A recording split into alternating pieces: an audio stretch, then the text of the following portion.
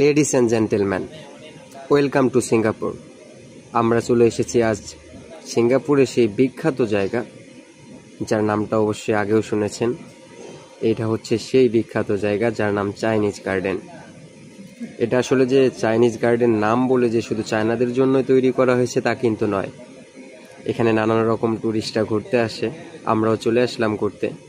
আসলে জায়গাটা দেখার মতো। এখানে সবচেয়ে সৌন্দর্যময় যে বিষয়টা সেটা হচ্ছে এখানে কয়েকটা টাওয়ার রয়েছে। এত সুন্দরভাবে সাজানো সেই টাওয়ারগুলো দেখলে ভাল লাগবে। আমরাও ঘোরার জন্য চলে আসলাম। আজকে আমাদের অফ ডে চলতেছে, এর জন্য আমরা সবাই মিলে ভাবলাম যে একটু ঘুরতে বের হই। তো হঠাৎ মনে পড়লো যে চাইনিজ গার্ডেনের দিকে গেলে ভালোই হয়, তাই আমরা চলে আসলাম। ওখানে দেখা যাচ্ছে কয়েকটা ভাই করতেছে। ও নো, এরা তো এখানে ছবি উঠতেছে। হ্যাঁ ভাইয়া, এটা ছবি ওঠার জন্য সুন্দর একটি জায়গা। তো আমরাও দেখি ওরা কিভাবে ছবি ওঠে। ছবি উঠতেছে, আমিও একটু ক্যামেরার সামনে এলাম। ক্যামেরার সামনে না আসলে কি আর হয়? যেখানে আমি নিজে ভিডিও করতেছি সেখানে তো আমারও থাকা উচিত, তাই একটু ক্যামেরার সামনে চলে এলাম। এই তো আমার ফ্রেন্ড আছে দাঁড়িয়ে সাথে।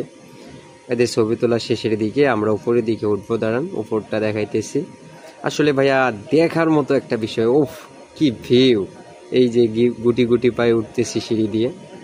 সিঁড়ি শেষ, এখন দেখি ভিতরে কি আছে। দেখতে পারতেছেন সামনটাতে লক করা, ওখানে উঠতে দেবে না এখন।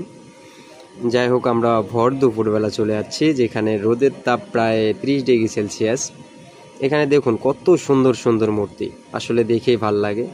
সিঙ্গাপুরটা ভাই ঘোরার জন্য একটা সুন্দর প্লেস। যারা আসলে আপনারা ট্যুরিস্টে কোনো দেশে যেতে চান, তো আমি বলবো কি সিঙ্গাপুরে চলে আসুন। এত সুন্দর জায়গা কোথাও পাবেন না।